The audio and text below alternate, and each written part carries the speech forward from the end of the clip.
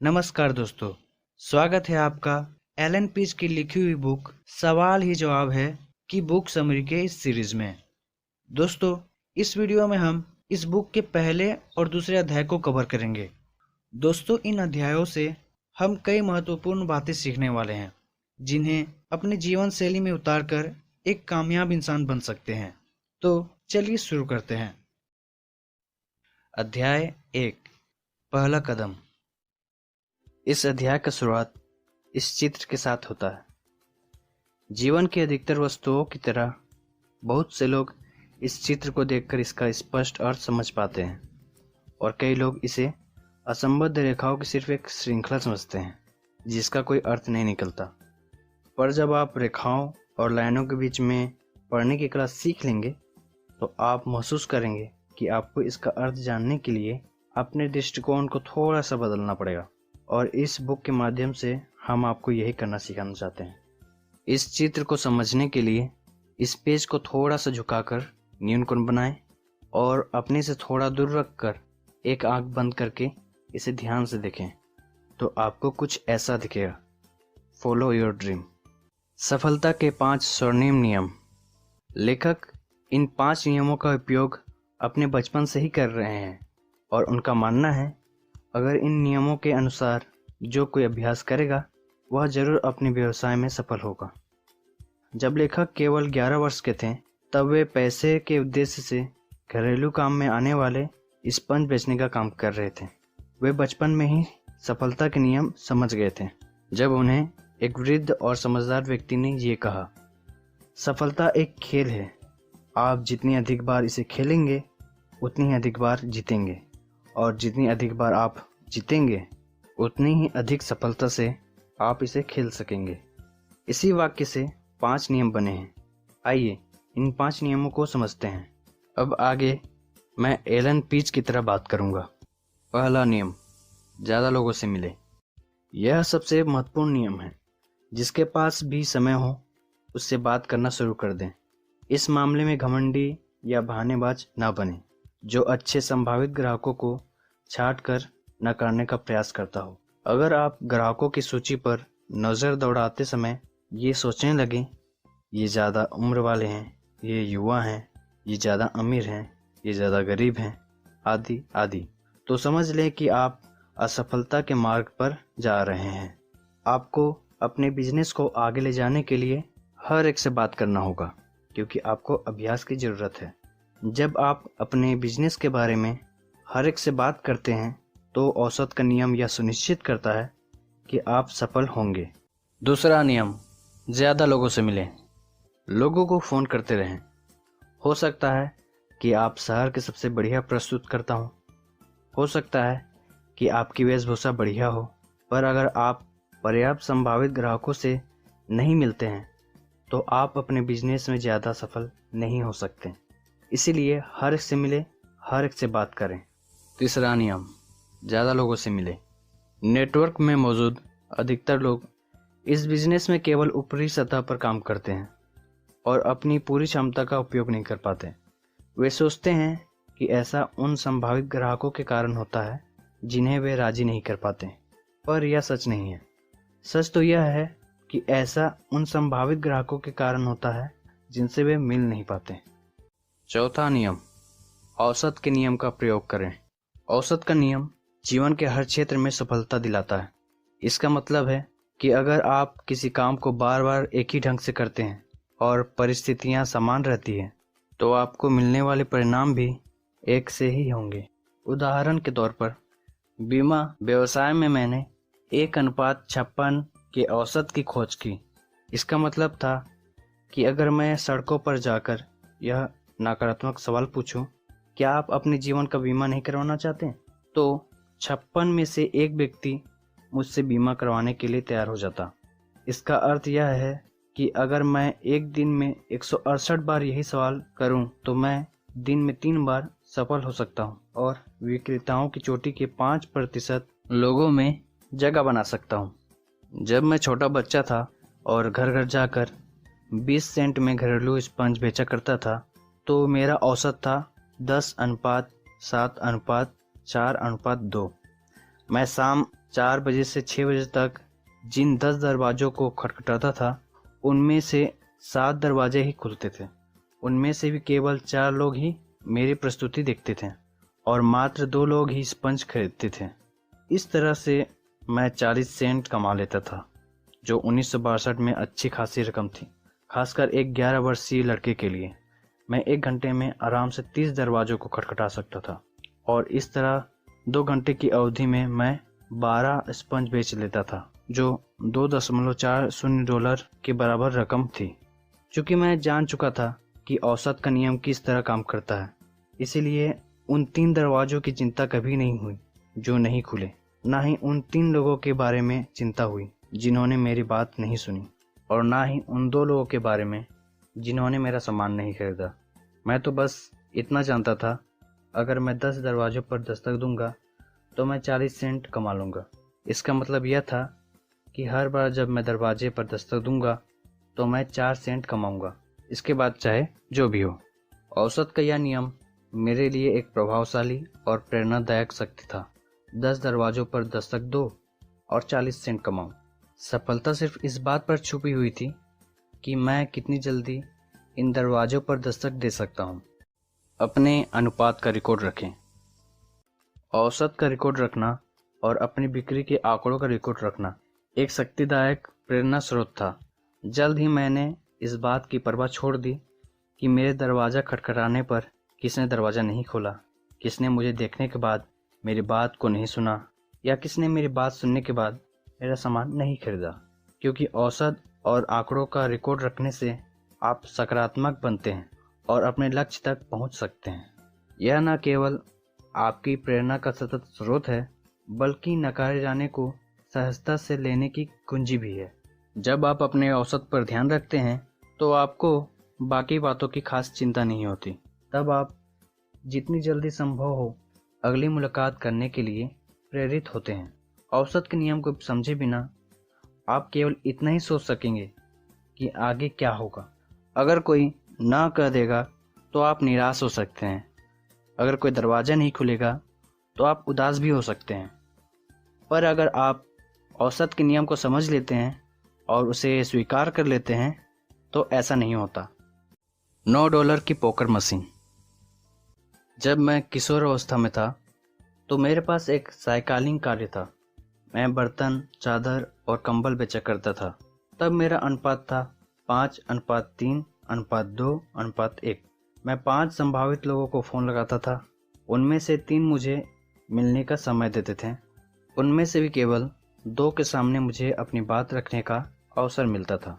इस तरह केवल 2 ही लोग मेरी पूरी बात सुनते थे और उन दोनों में से एक मेरा सामान खरीद लेता था, और इस तरह मैं $45 कमा लेता था, जो एक तरह से $9 प्रति फ़ोन था।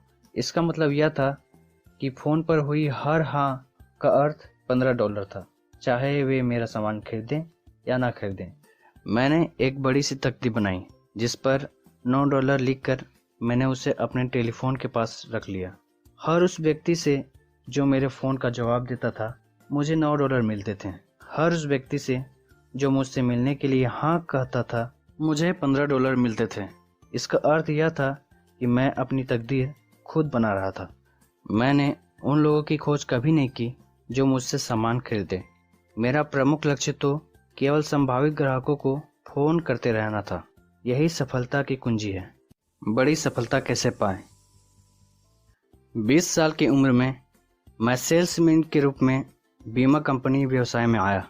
21 साल की उम्र में मैं सबसे कम उम्र का व्यक्ति था जिसने अपने पहले साल में ही 10 लाख से ज़्यादा का बीमा बेचा था। मेरा औसत था 10:5:4:3:1। मेरे फ़ोन का जवाब देने वाले हर 10 संभावित व्यक्तियों में से 5 मिलने के लिए तैयार हो जाते थे। उनमें से मैं सिर्फ 4 से ही मिल पाता था। उन 4 में से केवल 3 लोग ही पूरी तरह से मेरी प्रस्तुति सुनते थे और उनमें से भी एक ही मेरा सामान खरीदता था, और इस तरह मैं $300 कमा लेता था। मेरा पूरा ध्यान इस बात पर रहता था कि 5 लोग मुझसे मिलने के लिए हाँ कह दें। मैं जानता था कि अगर 10 लोग फ़ोन का जवाब देते हैं तो उनमें से 5 मुझसे मिलने के लिए तैयार हो जाएंगे और अंततः मुझे $300 का कमीशन मिलेगा। इस तरह हर उस संभावित ग्राहक से जो मेरे फ़ोन का जवाब देता था मुझे $300 मिलते थे। 5वां नियम, अपना औसत सुधारें। बीमा व्यवसाय में मैं जानता था कि हर बार जब मैं फ़ोन घुमाता था और किसी से बात करता था तो मुझे $30 मिलते थे। फिर भी 10 टेलीफोन कॉल के बदले 5 अपॉइंटमेंट का मेरा अनुपात मेरी राय में खास अच्छा नहीं था, क्योंकि इसका मतलब था कि मैं अपने बहुत सारे संभावित ग्राहकों को गंवा रहा था। मुझे ज़रूरत थी अपॉइंटमेंट हासिल करने की एक ऐसी पद्धति की जो हर 10 कॉल में से कम 8 अपॉइंटमेंट दिला सके, जिसका मतलब था मैं अपने संभावित ग्राहकों में से सिर्फ 20% ग्राहकों से नहीं मिल सकता था। इस कमी को मैं अच्छे संभावित ग्राहकों से मिलकर दूर कर सकता था, परंतु मैं फिर भी जानता था कि अगर मैं कुछ भी नहीं बदलता तो भी मैं हर बार फ़ोन घुमाने पर $30 कमा ही लूँगा।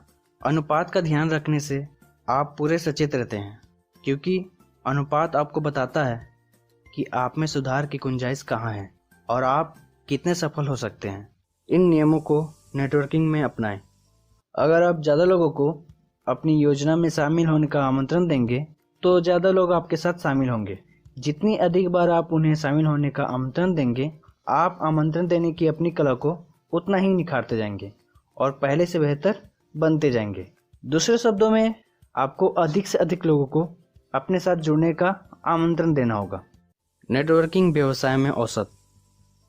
नेटवर्क मार्केटिंग का सामान्य औसत है 10:6:3:1। अगर 10 संभावित ग्राहक आपकी प्रस्तुति को सुनते हैं तो उनमें से 6 इसे लेकर रोमांचित हो जाते हैं और कहते हैं कि वे इस बिजनेस को शुरू करना चाहते हैं। इनमें से आधे ही वास्तव में बिजनेस शुरू करते हैं और इन 3 में से केवल एक ही सफल होता है। तो इस तरह 10 लोगों में से केवल एक ही व्यक्ति दीर्घकालीन वितरण बन पाते हैं। अब एक बड़ा सवाल है, बिजनेस के बारे में 10 लोगों से बात करने में आपको कितना समय लगता है? इस सवाल का जवाब आपकी विकास दर तय करेगा। जीवन बीमा व्यवसाय में हर एक ने 10 लाख का बीमा बेचा है।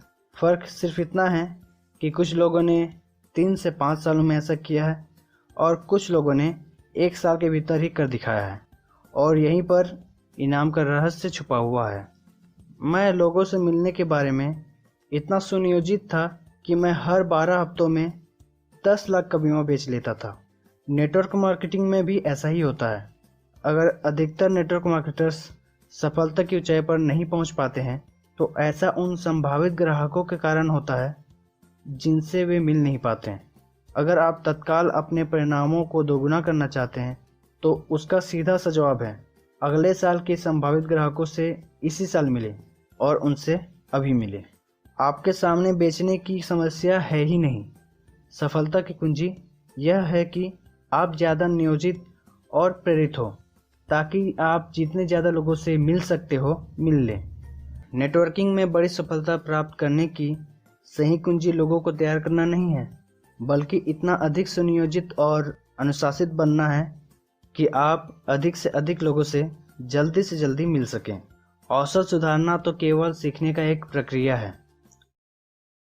अध्याय 2, किस तरह हाँ तक पहुँचे। मैं अध्याय आरंभ करूं उससे पहले आपसे एक प्रश्न का उत्तर चाहता हूं। जब आप अपने बिजनेस के बारे में बात करते हैं तो क्या आपके संभावित ग्राहक आप पर विश्वास करते हैं? इसका छोटा सा उत्तर है नहीं।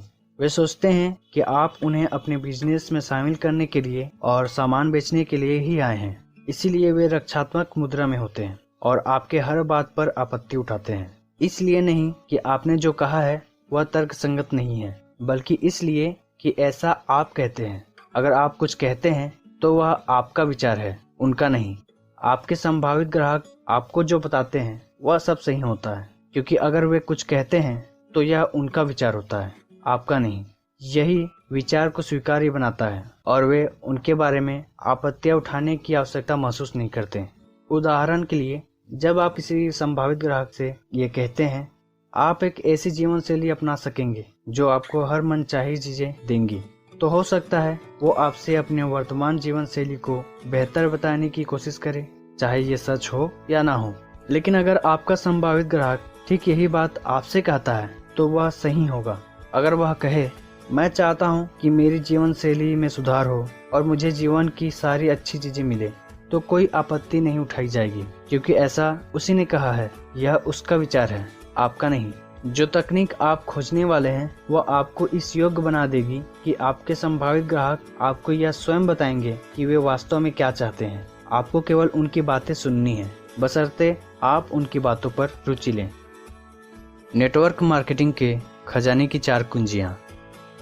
नेटवर्क मार्केटिंग में अगर आप अपने संभावित ग्राहकों के परिणाम को हाँ में बदलना चाहते हैं तो ये 4 कुंजियों की तकनीक आपके लिए महत्वपूर्ण है, क्योंकि जब आप 4 कुंजियों की तकनीक का प्रयोग करते हैं तो आपके संभावित ग्राहक आपको बताएंगे कि वे क्या चाहते हैं, जबकि आप केवल उनकी बातें सुनेंगे। चलिए अब हम 4 कुंजियों की तकनीक को विस्तार से समझते हैं। बर्फ पिघलाएं। इस कुंजी का उद्देश्य है संभावित ग्राहक के साथ तालमेल बनाना। यहाँ पर आप उन्हें अपने बारे में बताते हैं और उनके बारे में जानकारी लेते हैं। इस कुंजी का लक्ष्य अच्छे से अपनी योजना को बेचना है। अगर कोई व्यक्ति आपको पसंद करता है तो ज़्यादा संभावना है कि वो आपकी योजना को पसंद करेगा, पर अगर कोई व्यक्ति आपको पसंद नहीं करता है या आप पर विश्वास नहीं रखता है तो हो सकता है वो आपकी योजना को पसंद ना करे। इस स्थिति में आपको तब तक अपनी योजना का उपयोग करना पड़ेगा जब तक कि आप अपना विश्वास न जमा लें। जब आप अपना विश्वास जमा लेते हैं तो सामने वाला आपकी बातों को अच्छी तरह से सुनेगा। कुछ लोगों के साथ इस स्थिति में आपको केवल 3 से 4 मिनट का समय लगेगा, जबकि कई लोगों के साथ इसमें 30 से 40 मिनट तक लग सकते हैं। सही बटन खोजें। यह सबसे महत्वपूर्ण कुंजी है। इस कुंजी के माध्यम से आप संभावित ग्राहकों को यह एहसास दिला सकते हैं कि वे अपने आमदनी या कार्य करने की शैली से आत्मसंतुष्ट हैं या नहीं। आपको अपने टीम में ऐसे लोगों की आवश्यकता नहीं है जो अपने आमदनी और कार्य करने की शैली से आत्मसंतुष्ट हो। आपको तो सिर्फ ऐसे लोगों की आवश्यकता है जो प्रबल भावनात्मक कारणों से आपके साथ शामिल होना चाहते हो सकता है आपके संभावित ग्राहक भावनात्मक रूप से भिन्न हो, जिसके कारण उनसे बात करते समय वे रोमांचित या दुखी या चिंतित हो जाएं, या उससे भी बढ़कर नाराज भी हो जाएं। परंतु यह ध्यान रखें कि उनका गुस्सा आप पर नहीं होगा बल्कि अपने आप पर होगा। इस स्थिति में आप यह जान सकेंगे कि आपके संभावित ग्राहक के प्राथमिक प्रेरणा घटक या प्राइमरी मोटिवेटिंग फैक्टर को कैसे खोजा जाए। प्राथमिक प्रेरणा घटक ही वह कारण होता है जिसके कारण वे आपके बिजनेस में शामिल होना चाहेंगे। हर व्यक्ति 2 में से किसी एक कारण से प्रेरित होता है, लाभ प्राप्त करने के लिए या कष्ट से बचने के लिए। इस कुंजी के द्वारा आप जान सकेंगे कि उनके प्राथमिक प्रेरणा घटक को किस तरह सामने लाया जाए और यह जानने के बाद किस तरह उन्हें अपनी योजना में शामिल होने के लिए प्रेरित किया जाए। यहाँ पर संभावित ग्राहक आपको बताते हैं कि वे क्या लाभ प्राप्त करना चाहते हैं और किन कष्टों से बचना चाहते हैं। नेटवर्क मार्केटिंग में शामिल होने वाले अधिकतर लोगों के प्राथमिक प्रेरणा घटक कुछ इस प्रकार हैं। जब आप इस सूची का अध्ययन करते हैं तो आप पाते हैं कि इन सूचीबद्ध कारणों में से एक कारण आपका भी प्राथमिक कारण है, जिसकी वजह से आप नेटवर्क मार्केटिंग में हैं। कई और सहायक कारण भी हो सकते हैं, पर कोई एक कारण अन्य कारणों से अधिक प्रबल अवश्य होगा। यही आपका प्राथमिक प्रेरणा घटक है। चूँकि प्राथमिक प्रेरणा घटक सबसे ज्यादा महत्वपूर्ण होता है, इसीलिए यह समझ लेना अनिवार्य है कि नेटवर्क मार्केटिंग में शामिल होने वाले हर व्यक्ति का प्राथमिक प्रेरणा घटक वही नहीं होता जो कि आपका है। उदाहरण के तौर पर आपको चॉकलेट आइसक्रीम पसंद हो सकती है, पर इसका अर्थ यह नहीं होता कि यह आइसक्रीम हर एक को पसंद होगी। कई लोग स्ट्रॉबेरी, कैरेमल को ज्यादा पसंद करते होंगे, पर अगर आप चॉकलेट आइसक्रीम पसंद करते हैं तो आपके लिए इसके बारे में बातें करना न केवल आसान होगा बल्कि आप इसे दूसरे लोगों के साथ बांटना भी पसंद करेंगे, और आपके लिए यह समझना बहुत कठिन होगा कि इसे हर व्यक्ति पसंद क्यों नहीं करता। अब आगे हम कुछ कहानियों की मदद से प्राथमिक प्रेरणा घटक को समझेंगे। रॉन क्यों शामिल नहीं हुआ? अल्बर्ट एक डिस्ट्रीब्यूटर था। वह नेटवर्क मार्केटिंग में इसलिए आया था क्योंकि उसे आर्थिक स्वतंत्रता चाहिए थी। इसके अलावा उसके और कई सपने थे, जैसे अपना मालिक खुद बनना, खुद की आमदनी तय करना, अपने बच्चों को अच्छे स्कूल में भेजना इत्यादि। लेकिन आर्थिक स्वतंत्रता उसका प्राथमिक प्रेरणा घटक था, क्योंकि इसी के द्वारा उसे बाकी सारी चीजें मिल सकती थी। वह पूर्ण भावनात्मक रूप से अपने सपनों से जुड़ा हुआ था और अपने लक्ष्य के प्रति समर्पित था। एक दिन अल्बर्ट स्थानीय कार्यक्रम के लिए फंड जुटाने के दौरान रोन नामक व्यक्ति से मिला और उसने उसे बिजनेस दिखाने के लिए आमंत्रित किया।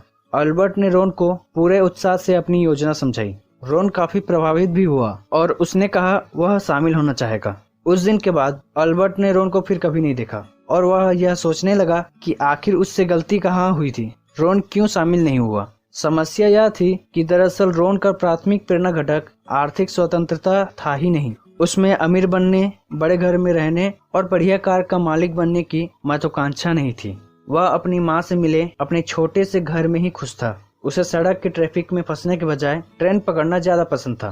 रोन ने महसूस किया कि आर्थिक स्वतंत्रता तो ठीक है, पर इससे उसे सौदा पक्का करने के लिए पर्याप्त प्रेरणा नहीं मिल पा रही थी। रोन की असली प्रेरणा यह थी कि उसे नए लोगों से मिलने के अवसर मिलेंगे, नए कलाएं सीखने को मिलेंगी और वह समाज के लिए अपना योगदान दे सकेगा। इसी कारण तो वह फंड इकट्ठा करने की योजना में शामिल हुआ था, पर उसे इन मुद्दों के बारे में बताने का अवसर नहीं मिला क्योंकि अल्बर्ट आर्थिक स्वतंत्रता को उसके गले के नीचे उतारना चाहता था। निश्चित रूप से रोन पर अल्बर्ट की उत्साही प्रस्तुति का प्रभाव हुआ था, परंतु अगले दिन जब सूरज निकला तो उसकी प्रतिक्रिया ठंडी हो गई। कुछ ही दिनों में रोन अल्बर्ट की उत्साहपूर्ण प्रस्तुति के बारे में पूरी तरह से भूल चुका था। अल्बर्ट यह नहीं जान सका कि दूसरों की सहायता करना रोन का प्राथमिक प्रेरणा घटक है। जेन का गलत फैसला। जेन की उम्र 34 वर्ष थी और वह अपने 2 बच्चों के साथ अकेली रहती थी। वह 2 साल से नेटवर्क मार्केटिंग में थी। डेविड से उसकी पहचान एक डिनर पार्टी में हुई। डेविड ने उसकी नेटवर्किंग गतिविधियों में रुचि ली और इसके बारे में अधिक जानकारी चाहिए। जेन का खुद का प्राथमिक प्रेरणा घटक था अपने लिए ज्यादा खाली समय जुटाना, ताकि वह अपने दोनों बच्चों को ठीक से पाल सके और शिक्षित कर सके, पर वह जानती थी कि यह हर एक की पहली प्राथमिकता नहीं हो सकती। डेविड की उम्र 50 और 60 के बीच थी। उसका स्वयं का कॉन्ट्रैक्ट क्लीनिंग का काम था, इसीलिए जेन ने अनुमान लगाया कि उसकी प्राथमिकताओं की सूची में रिटायरमेंट का स्थान पहले नंबर पर होगा। जब वह बिजनेस के बारे में बात कर रही थी तो उसकी चर्चा के केंद्र में यह बात मौजूद थी कि इससे लोगों को आरामदेह रिटायरमेंट के पूरे लाभ मिल सकेंगे। शाम खत्म होने पर वह हैरान हो गई जब डेविड ने उसे बताया कि वह कभी रिटायर नहीं होना चाहता। जेन ने यह गलत अनुमान लगा लिया था कि रिटायरमेंट डेविड का प्राथमिक प्रेरणा घटक है। इसका परिणाम यह निकला कि डेविड उसके साथ शामिल होने के लिए प्रेरित नहीं हो पाया। इसीलिए अनुमान न लगाएं। यह प्रस्तुतकर्ता और संभावित ग्राहक दोनों में से एक को मूर्ख बना सकता है।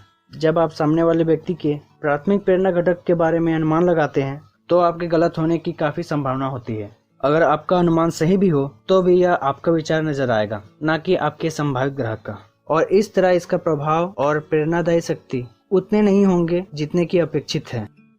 प्राथमिक प्रेरणा घटक को किस तरह खोजें?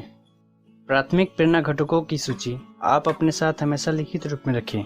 यह सूची आपके बिजनेस कार्ड के पीछे हो सकती है। यहाँ कुछ प्राथमिक प्रेरणा घटकों की सूची दी गई है जिन्हें आप अपने कार्ड के पीछे रख सकते हैं। अपनी सूची को दिखाने का सीधा सा तरीका है अपने संभावित ग्राहक से यह सवाल करें, क्या आप जानते हैं कि लोग नेटवर्किंग बिजनेस क्यों शुरू करना चाहते हैं? इस सीधे से सवाल में यह खूबी छुपी हुई है कि अगर सामने वाला जवाब में नहीं कहता है तो आपको यह कहने की छूट मिल जाती है। लीजिए मैं आपको बता देता हूँ, और उसके बाद आप अपनी सूची उसके सामने रखते हैं। अगर आपका संभावित ग्राहक आपके सवाल के जवाब में हाँ कहता है तो आप उससे पूछें, तो बताइए कि लोग इस बिजनेस में क्यों शामिल होते हैं। इस पर आपका संभावित ग्राहक आपको कुछ असली और कुछ अधपके कारण गिना देगा जिनकी वजह से लोग नेटवर्क मार्केटिंग बिजनेस शुरू करना चाहते हैं। जब उसके पास के कारण समाप्त हो जाएं, तो आप पूछें और कुछ, वह जवाब देगा नहीं। इस पर आप यह कहें, लीजिए मैं आपको बता देता हूँ, और फिर तत्काल उसके सामने प्राथमिक प्रेरणा घटकों की अपनी सूची रख दें। इसके बाद 5 ठोस सोने के सवाल पूछें। यह 5 सवाल आपके द्वारा पूछे जाने वाले सवालों में सबसे ज्यादा कीमती होंगे। ये जल्दी ही आपको नेटवर्क मार्केटिंग की चोटी तक तेजी से पहुंचा देंगे। यह रहे आपके 5 ठोस सोने के सवाल। पहला सवाल है, आपकी पहली प्राथमिकता क्या है? दूसरा सवाल है, आपने इसी को क्यों चुना? तीसरा सवाल है, यह आपके लिए महत्वपूर्ण क्यों है? चौथा सवाल है, यदि आपको यह अवसर ना मिले तो इसके क्या परिणाम होंगे? पांचवा सवाल है, इन परिणामों से आप चिंतित क्यों होते हैं? इन सवालों को रट लें और इन्हें अपना हिस्सा बना लें। इनके क्रम को बदलने की गलती ना करें। यह बहुत महत्वपूर्ण है कि यह सवाल इसी क्रम में पूछे जाएं। नए संभावित ग्राहक से बात करते समय कुछ नेटवर्कर्स उत्सुकता की शैली का प्रयोग करते हैं, जबकि कुछ सीधी शैली का प्रयोग करते हैं। आगे कुछ एग्जाम्पल्स हैं जो कि वास्तविक घटना पर आधारित हैं। इन एग्जाम्पल्स की मदद से हम ये जान सकेंगे कि इन 5 ठोस सोने के सवाल को अपने बिजनेस में कैसे अप्लाई किया जाए। इन एग्जाम्पल्स में सीधी शैली का प्रयोग किया गया है। पहला उदाहरण, नेहा मिली राजेश और रेखा से। राजेश और रेखा लगभग 25 वर्षीय कपल थे जो हाल ही में अपने नए घर में रहने आए थे। उनका मकान नेहा के मकान से 10 कदम की दूरी पर था। पड़ोसियों की समान चर्चा के दौरान नेहा ने उन्हें बताया कि वह मार्केटिंग बिजनेस से जुड़ी है और उन्हें बताना चाहती है कि यह बिजनेस किस तरह से काम करता है। इस पर राजेश और रेखा ने नेहा को बताया कि उन्होंने नेटवर्किंग के बारे में सुन रखा है और वे ऐसे लोगों को जानते हैं जिन्होंने इस बिजनेस में प्रयास किए थे और जो बाद में असफल हो गए थे। उनकी नज़र में यह किसी साबुन से संबंधित था। इतना कह चुकने के बाद उन्होंने पूछा, क्या यह एमवे की तरह है? इस पर नेहा ने चर्चा की बागडोर थाम ली और फिर नेहा ने कहा, क्या आप जानते हैं कि लोग नेटवर्किंग बिजनेस क्यों शुरू करना चाहते हैं? राजेश ने जवाब दिया, यह पिरामिड बेचने की तरह है ना? इस पर नेहा ने कहा, लीजिए मैं आपको बता देती हूँ। नेहा सहजता से अपना PMF कार्ड बताते हुए कहती है, यह वे मुख्य कारण हैं जिनकी वजह से लोग नेटवर्क मार्केटिंग में शामिल होते हैं। वैसे आपकी पहली प्राथमिकता क्या होगी? राजेश ने जवाब दिया, हमारे लिए तो यह आर्थिक स्वतंत्रता ही होनी चाहिए। और साथ ही साथ रेखा ने भी दृढ़ता से कहा, निश्चित रूप से यह हमारी पहली प्राथमिकता है। फिर नेहा ने एक और सवाल किया, आपने इसी को क्यों चुना? राजेश ने जवाब दिया, क्योंकि घर के लोन को चुकाने के लिए मुझे 2 जगह काम करना पड़ता है और रेखा भी ओवर टाइम करती है, ताकि जब हमारा परिवार बढ़े तो हमारे पास एक सहारा हो जो हमारे काम आ सके।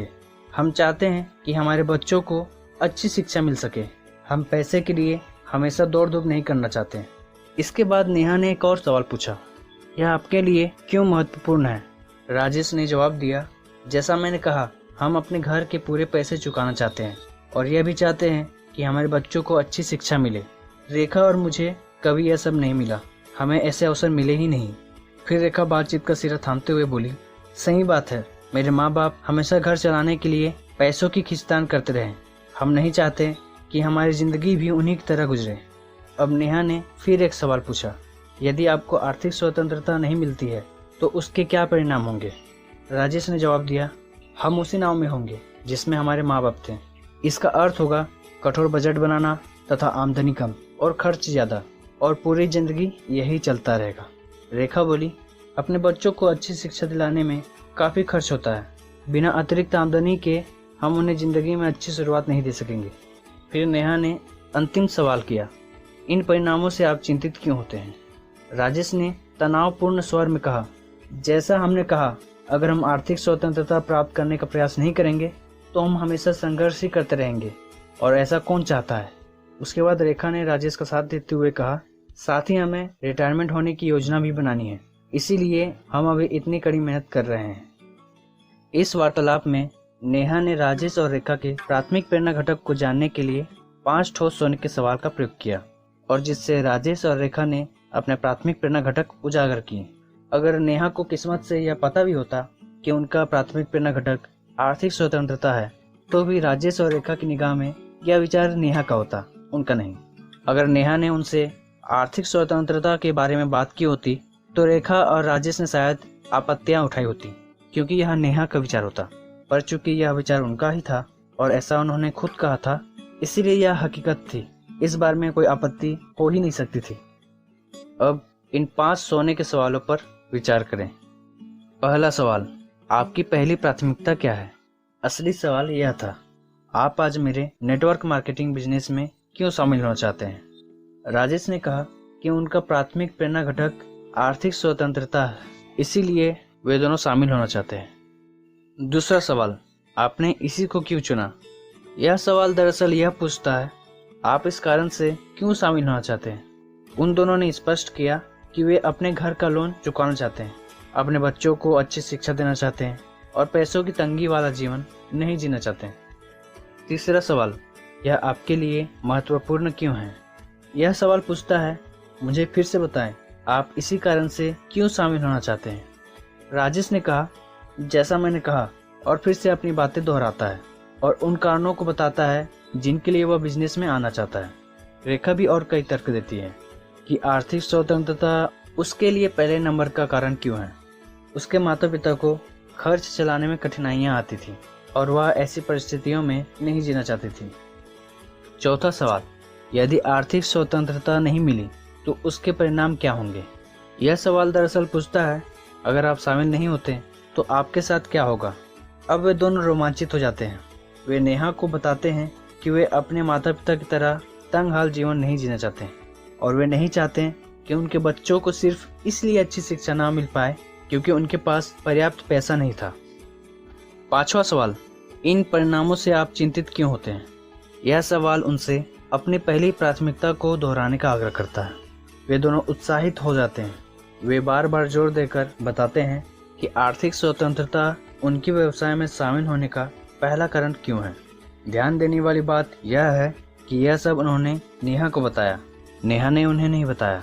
अगर नेहा ने उन्हें यही सब बातें ठीक इसी तरह बताई होती तो शायद उन्होंने बहानेबाजी की होती, पर चूंकि उन्होंने खुद नेहा को अपने शामिल होने के कारण बताए हैं, इसीलिए वे कारण वास्तविक हैं।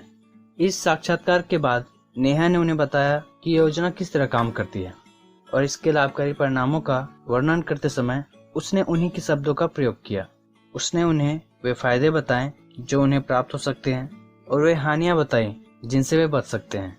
राजेश और रुत की निगाह में यह उनके सपनों का बिल्कुल सही उत्तर था, क्योंकि वे दोस्तों पीछे हमने देखा कि नेहा ने किस तरह 5 ठोस सोने के सवालों का प्रयोग किया, जिससे राजेश और रेखा के प्राथमिक प्रेरणा घटक उजागर हुए। वहाँ राजेश और रेखा के पास अपना खुद का प्राथमिक प्रेरणा घटक था, लेकिन क्या हो अगर आप किसी ऐसे व्यक्ति से मिले जिसकी कोई प्राथमिकता ही ना हो? ऐसे लोगों के पास प्राथमिकता 2 कारणों से नहीं होती है। पहला कारण तो यह है कि उनके पास सचमुच में कोई प्राथमिकता नहीं होती। सो इस तरह के मामले में अपना समय बर्बाद ना करें, उन्हें धन्यवाद दें और अगले संभावित ग्राहक की खोज में चल दें। और दूसरा कारण यह होता है कि वे प्राथमिकता चुनने में इसलिए भी डरे हुए हो सकते हैं क्योंकि उन्हें इसके अनुसार काम करने पर मजबूर होना पड़ेगा। तो इस तरह के संभावित ग्राहकों से कैसे निपटा जाए, इसे एक कन्वर्सेशन के माध्यम से समझते हैं। आपकी पहली प्राथमिकता क्या है? सच कहूं तो इनमें से कोई भी नहीं। कोई भी नहीं? नहीं, इनमें से कोई भी अभी मेरे लिए इम्पोर्टेंट नहीं है। अच्छा, अगर इनमें से कोई आपके लिए इम्पोर्टेंट होती तो कौन सी होती? अगर कोई प्राथमिकता इम्पोर्टेंट होती तो शायद मनी फ्रीडम होती। मनी फ्रीडम ही क्यों? क्योंकि पैसे का होना काफी महत्व रखता है।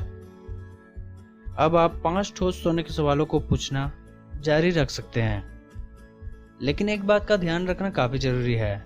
अगर आप 5 ठोस सोने के सवालों का प्रयोग करते हैं तो इस दौरान आपको मौन की शक्ति का भी प्रयोग करना होगा। आपको तब तक चुप रहना है जब तक कि आपका संभावित ग्राहक अपना पूरा जवाब न दे दें। अब एक सवाल और उठता है कि हम लोगों को कैसे पहचाने कि वो हमारे साथ बिजनेस करने में इंटरेस्टेड हैं या नहीं।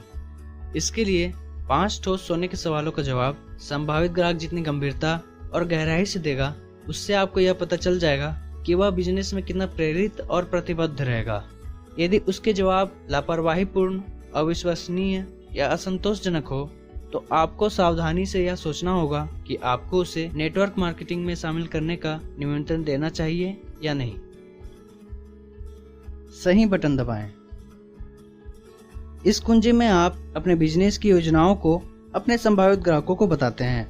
यहाँ पर आप बताते हैं कि आपकी योजना उन आशाओं, सपनों और डरों का समाधान है जो आपने दूसरी कुंजी यानी सही बटन ढूंढे द्वारा खोजे थे। जहाँ आप 5 ठोस सोने के सवालों द्वारा उत्पन्न भावनाओं और प्राथमिक प्रेरणा घटकों का उपयोग करके अपने बिजनेस प्लान को ज्यादा इफेक्टिव बना सकते हैं। सौदा पक्का करें। अगर आप इन तकनीकों का पूरी तरह से पालन करते हैं तो अपने संभावित ग्राहक से अपनी योजना में शामिल होने के लिए आग्रह करना कोई बड़ी बात नहीं रह जाती। उनके खुद के भीतर इतना उत्साह पैदा होना चाहिए कि वे बिजनेस शुरू करने के लिए बेताब हो जाएं। हमेशा अपनी प्रस्तुति को इस नजरिए के साथ रखें जैसे तत्काल शुरू करना एक स्वाभाविक प्रक्रिया हो। आपकी शैली बिजनेस माइंडेड तो होना ही चाहिए, साथ ही सहज भी होना चाहिए, जैसे यह काम आप रोज करते हो। जब आपको लगे कि आपका संभावित ग्राहक आपके बिजनेस में शामिल होना चाहता है, तो याद रखें, आप उसे तुरंत शामिल होने का निमंत्रण अवश्य दें। तो ये थे सफलता की 4 कुंजियां, जिसे यूज करके हम लोगों के ना को हाँ में बदल सकते हैं। अब मिलते हैं अगले वीडियो में। अगर ये वीडियो अच्छी लगी तो लाइक करें, सब्सक्राइब करें और ये नॉलेज दूसरों को भी शेयर करें। And finally, thanks for watching.